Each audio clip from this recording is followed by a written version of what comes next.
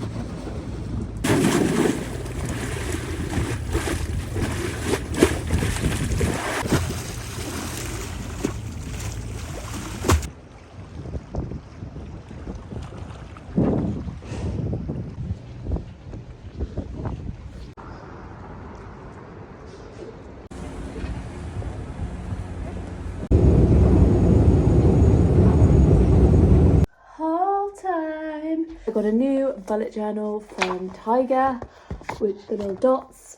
I like the Tiger ones because the dots are quite like hard to see, and also they're cheap, and for the amount of like shit that I put in them, I don't need to get expensive ones.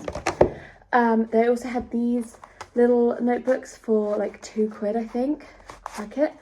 And I just figured they were always helpful. Like I always need bits of paper to grab and write stuff down on. And if I carried one in my bag all the time, I always have something to just like jot a note down on. I also got a big clip for like holding my journals open, which I've seen people do on Instagram. And I know that's quite a faddy plastic single-use item. However, it would be super helpful, especially also for reading. So I can just hold the book with one hand. Yeah, it was an impulse buy. It was very cheap though, so I feel justified. Also just popped into Sainsbury's, got some bagels, some eggs, some oat milk and some Alpro yogurt.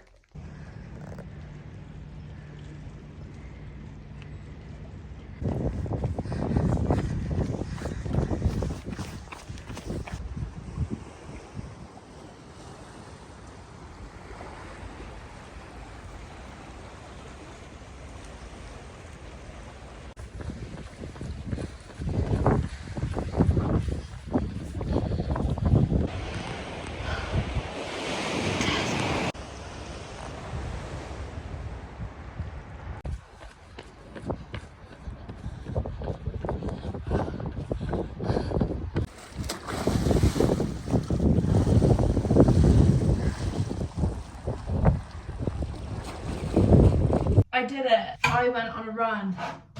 I ran over 5k. This is the first time I think I've ever run 5k. Thrilling, absolutely thrilling. My ears are freezing cold. I have signed up for a 10k, not because I just went on a run now. I went on a run now because I've signed up for a 10k. In May, I'm running the Bristol 10k. Max is doing the half marathon. Yes, I obviously got peer pressured into it, but do you know what, it's a good thing because I haven't been to the gym since we've moved or anything like that. So I really need to get back to my fitness. The size I am is so far away from my self-worth that it doesn't matter. The only thing I have noticed is that my fitness has obviously got worse because I've not been working out. So, and or cycling to this train station, or, you know, I don't actually do as much walking. Oh, I think I've got a delivery. Max has ordered me whiskey 52, so you get one whiskey every month. I think he signed up for the monthly one. Anyway, I opened the door like this, so you know how they take a picture? It was me being like... Anyway, this is exciting. Max thought it had got like delivered just to the doorstep and then stolen, but it's here. Last time we got a Bladnoch Distillery Scotland single malt scotch with made in bourbon and sherry casks. Notes being floral, fruity and complex. And as you can see, it's nearly empty. Roseliers Distillery France, French single malt whiskey, bourbon and cognac casks. Floral, spicy, fruity and complex. I'm gonna have to keep all these. Anyway, I'm gonna have a protein shake and get in the shower. I am now showered and I'm having some spaghetti that I meal prep with butter beans and peas and spinach and pesto. Oh yeah. I feel really good. I went on a run. The sun was like about to set and I thought, oh, that would be really nice if I just went out long enough to just catch the end of the sunset, or like as the sun goes down, because obviously along the river it's really pretty. And it was. And then I just kind of kept going. So I ended up running about 3.5k like away from the flat, and then obviously came back. So, but I came back a slightly more direct route. So I think I only did 5.5k or something like that. But yeah, longest I've ever run in the last, I don't know, however many years. Like literally since like, I think probably the last time was like school cross country. Genuinely impressed that I could. I really purposefully slowed down. My intention mentally was to walk and look at the views, but just do that at a slightly running pace. I think it was like average 7 kilometers a minute. Is that what I mean? 7 minute kilometer? Yeah. No, the other way around. 7 minutes per kilometer. I didn't even have music in or a podcast, which I thought would be the only way I could get into running. If I just keep going for runs and just pushing how far I can go and pushing how slow I can go, because the 10k, like I could not give a shit what time means nothing to me. I have no concept of time. What I want to do is run it and finish it and be like, I did a 10k race today. I need to do some strength training as well, but at the moment I'm not loving. I've fallen out of love with the gym a little bit. I'm a bit more anxious than I used to be. Today was a really good day of getting myself out of my head.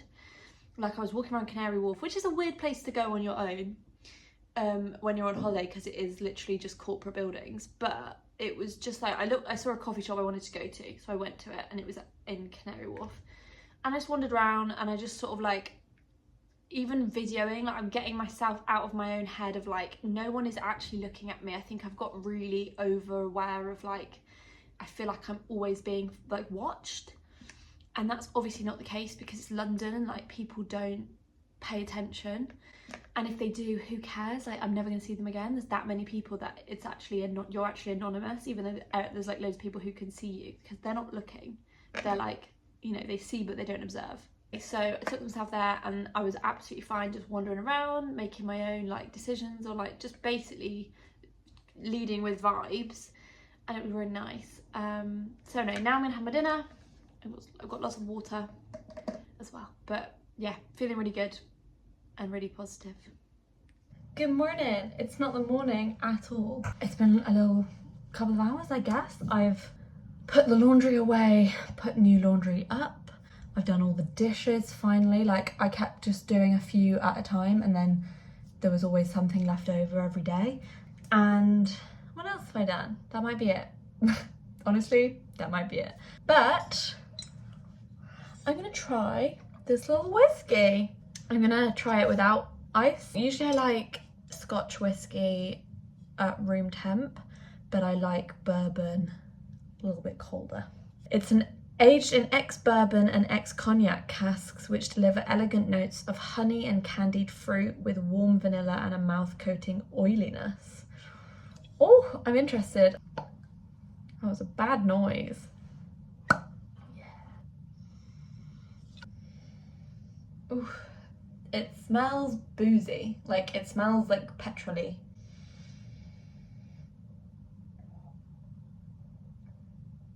Oh. Oh, that's good. I don't know enough about whiskey. I just know I like it. I realised that what I really like is Lafroig because it's really peaty, and I'm really trying to discover all of their like Islay peaty scotches. Woodford Reserve is still, it's getting hard. It's hard to beat. I don't know how to describe it, but it tastes nice. I think I am going to put 1 ice cube in it and just see what that feels like. But very happy. Anyway, I'm gonna do some journaly bits whilst I watch Parks and Rec, and I'm gonna have some yogurt and syrup. Morning! I woke up insanely early and could not sleep, and ended up getting up when Max got up and like lying on the sofa. Tried to fall asleep on the sofa because I was so sleepy, and then ended up going back to bed with like Wake Up Dead Man on in the background. Anyway, I've woken up now. So what I'm gonna do is make some brekkie and a cup of coffee and a gigantic water. I have a lovely afternoon planned though, with not a lot of actually time to get stuff done, because I'm going to the cinema at Battersea Power Station to see Hamnet, which I read my review this morning because I read it last summer, so summer 2024, in Mallorca with Nat and Becca and Ella, and yeah, I really liked it. But I remember thinking, I really liked the story, and I loved the like witchy magic, like the moment that Hamnet takes his sister's place. Oh, so good, so beautiful. So I'm really excited. Ella cried her eyes out apparently, so I'm excited to see that. I'm gonna get ready now and leave a bit early so that I have some wandering around Battersea time with you by the river. Although unfortunately it's an incredibly grey day. Yesterday was so nice walking around Canary Wharf because it was sunny and blue skies, where I'll show you right now, it's so grey. Look at that. Ugh.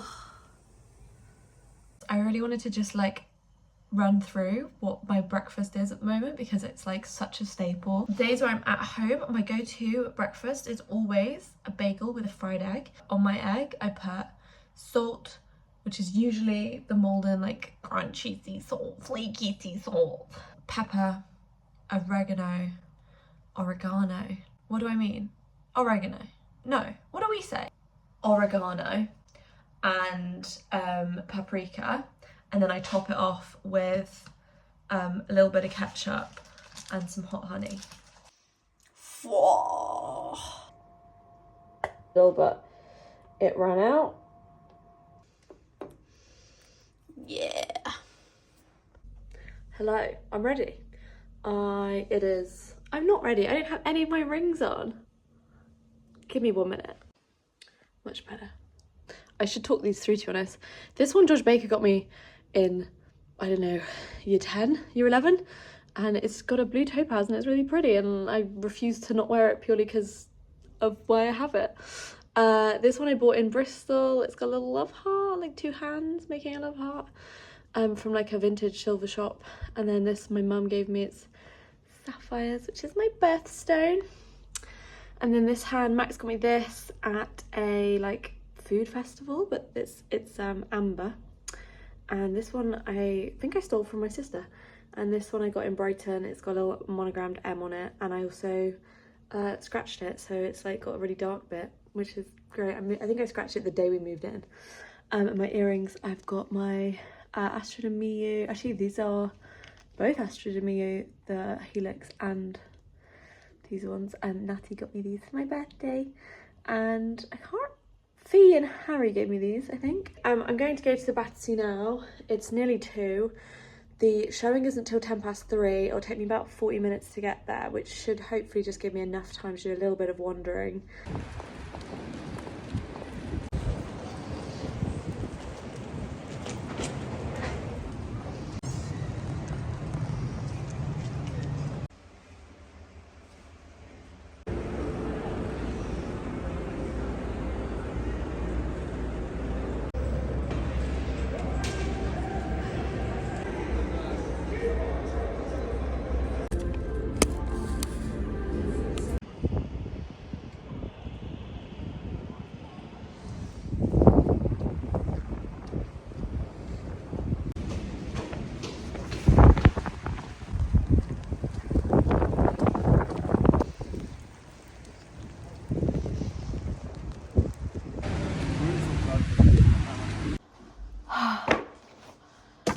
That was incredible. That film was sensational.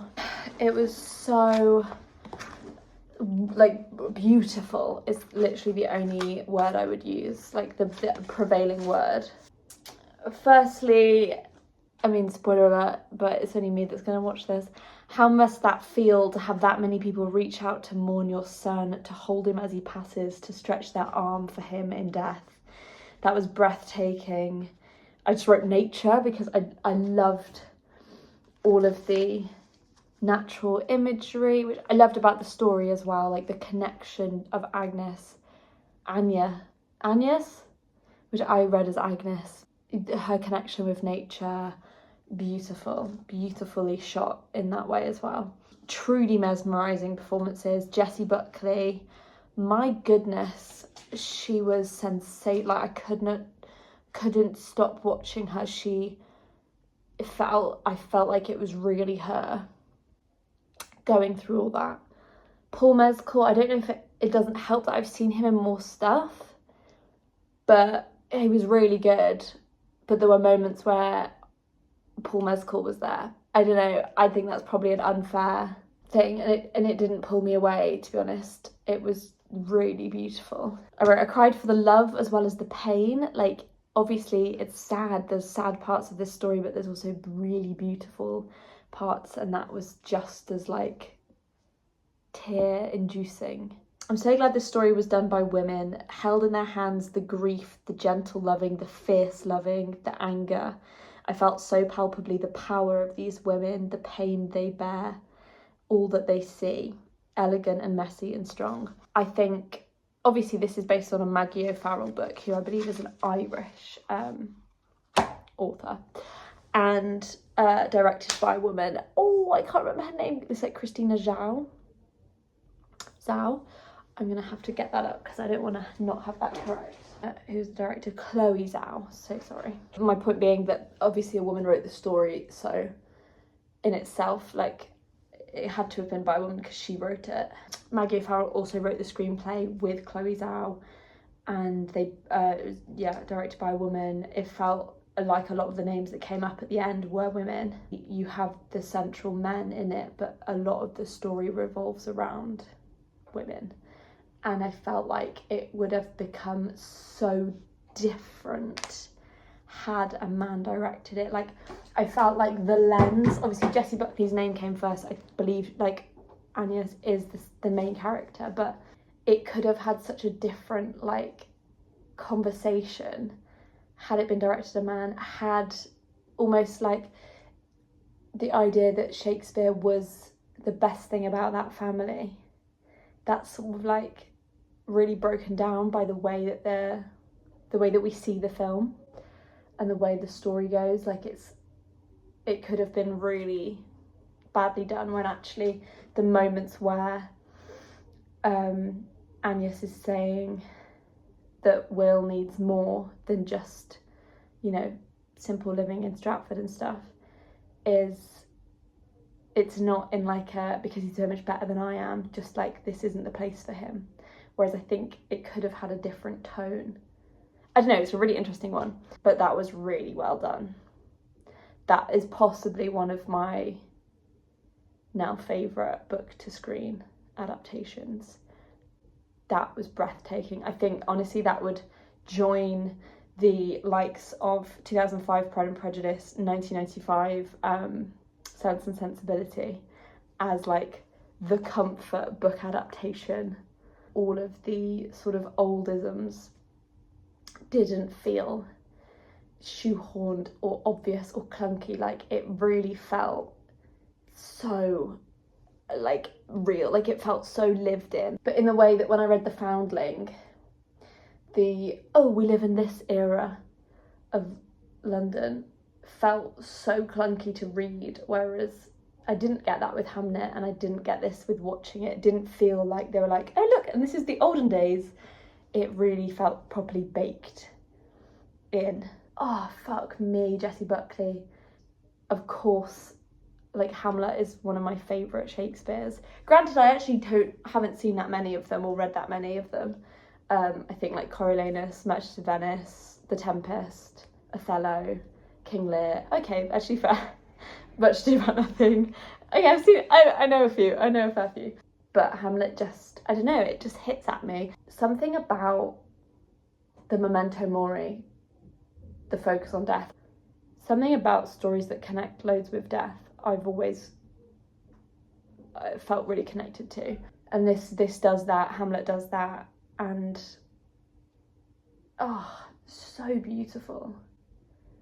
Yeah, I'm awestruck. I actually feel like I'm welling up, like at how like amazing that even exists, that I got to go. I wanted to go to the park because I've never actually been to the park, but it was raining. It was properly pissing it down, and I was like, oh, I don't want to do that. So I went to Crosstown, which I did show you, where Max and I went on our first trip to London together. The day that he basically asked me to be his girlfriend. Literally, what a film. I'm getting to go to the cinema again on Friday to see History of Sound, which is Paul Mescal and Josh O'Connor. So I'm having a double Paul Mescal week. Anyway, I'm gonna have some dinner now. I'm gonna make an egg drop soup, and I think hopefully get some journaling done because I have been putting that off. His name is Jean-Raphael. Jean-Raphael! See, Mr. Swanson, two things. One, it was an absolute honor to meet you. Two, who is that hot intern chick out there? Because honestly, damn! Good morning! Because it's still in fact morning. I've done a very slick back pony because Mama's hair is greasy. I'm trying not to give a shit. I'm trying to There was a time where I would do anything in public and I wouldn't give a shit and I didn't care and I felt like no one was looking at me. Now I feel like people are looking at me. No one is. It's just I have this constant feeling of being like watched. I'm going to go to Lidl. I was going to go yesterday. I got too overwhelmed, so I didn't, and I instead stayed in the house all day. And then when Max got back, I was like, I feel really weird. Anyway, so I need to get out of the house. I'm going out of the house anyway because I'm going to go watch History of Sound at the like Arzen or something. There's a cinema 20 minutes walk, Bermondsey Way. I'm going to go to Lidl because we are running low on like tins, all the stuff that I basically need in the house so that I can have dinner when I get home from work and like know that there's always enough to get a dinner on.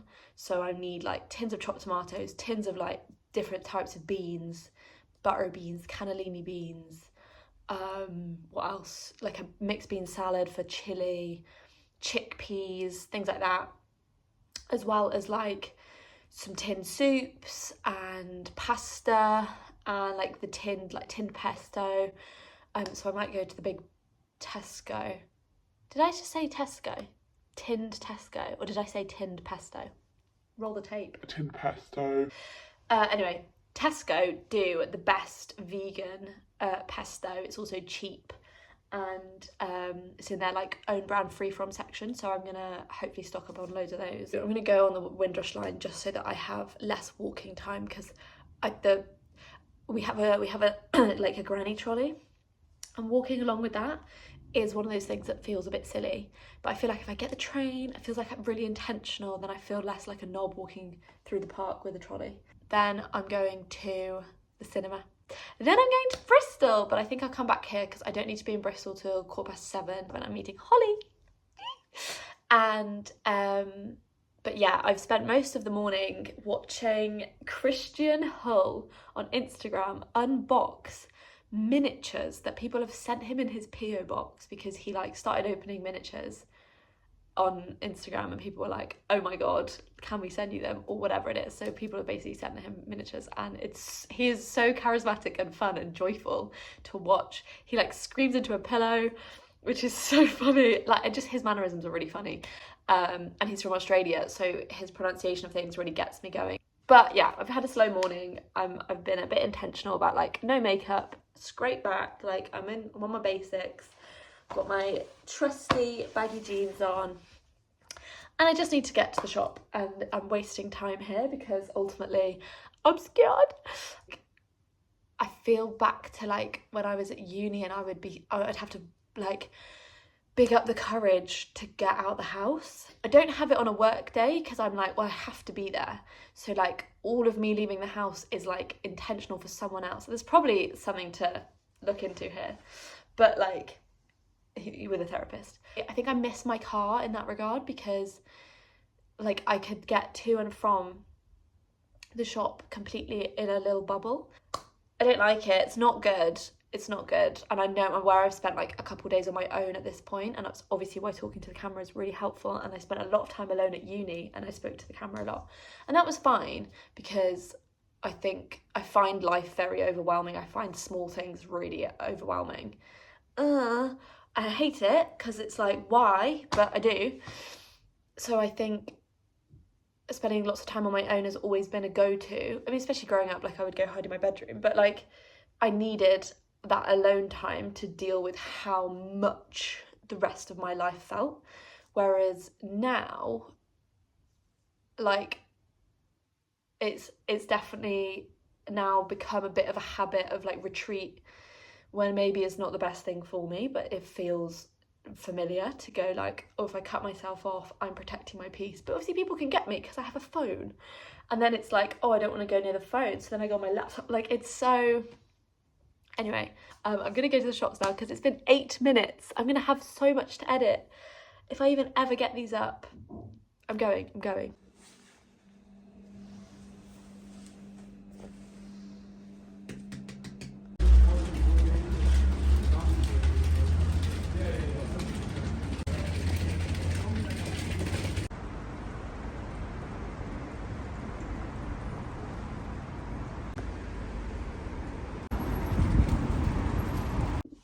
I've truly fucked my timings today. It is 3:30, which is the time on my ticket for the cinema, and I've done my shopping, so I've got everything. But then I realised while I was like scanning my items, I was like, oh fuck, this, I don't have time to like get this back, then go to the cinema and be there on time. Where are the frozen peas? The only thing cold are the peas. This audio is going to be terrible because I've still got my AirPods in. Oh, I left the kitchen light on. Yeah, I need to leave like right now, and I will still be 20 minutes late. But I'm thinking, adverts, washing machine's still going. Anyway, I'm boiling. Bye. Got everything I needed though, but I'm so late, and I'm gonna be so mad if I miss the beginning, purely because I'll piss off everyone else in the cinema. This will be interesting. Google Maps says 19 minutes, so I'm going to try desperately to do it in less than that.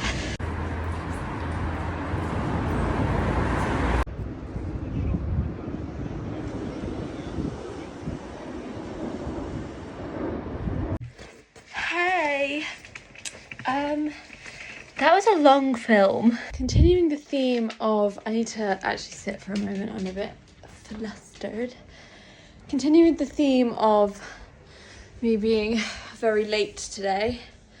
It's now 4 o'clock. In fact, it's past 4 o'clock. Yeah, it's now 4:15. I need to be at Paddington at 5 to get a train that gets me in for like 6:30 in order for me to get to the restaurant, which I don't know if I'm going to make. I don't know, I'm sat here talking, but I just need to sit down. Oh my goodness. I power walked to the cinema, made it in, I think I shaved off 5 minutes. Also, I forgot to say, on my way out of the tube station earlier, put my hand straight on some bird poo. So that's happened today. I love that this week was about being relaxed and slowing down, and I'm literally just rushing around now on my last day. But yeah, I literally just need to pack my bag, hang up the laundry, and then get out of here. Good film. Really enjoyed it. I probably won't watch it again. It was literally 2 hours of my favourite type of songs that I never know what to call them, but it's just folk songs from like the 20s in America. The ones that are like, you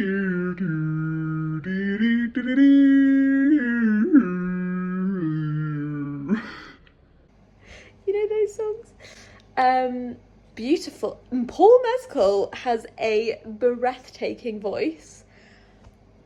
And Josh O'Connor's was perfect for his character. Like, his voice wasn't perfect, but his character was a bit more like, I don't really care, I'll do it anyway. Like, one of those people that's really out there and impressive, but if you actually like sat and thought about it, you're like, oh, they're covering up for some insecurity or something that they're like not wanting to let someone in. So they're really like outwardly mesmerizing. Does that make any sense? Anyway, really enjoyed it. Lovely little cinema. We'll definitely be going back there. I think it's mostly like queer films, so lovely. But yeah, I'm gonna run around like a headless chicken, and maybe I'll see you later. Who knows? Move around this time of the day, so that's my time when I just made dinner.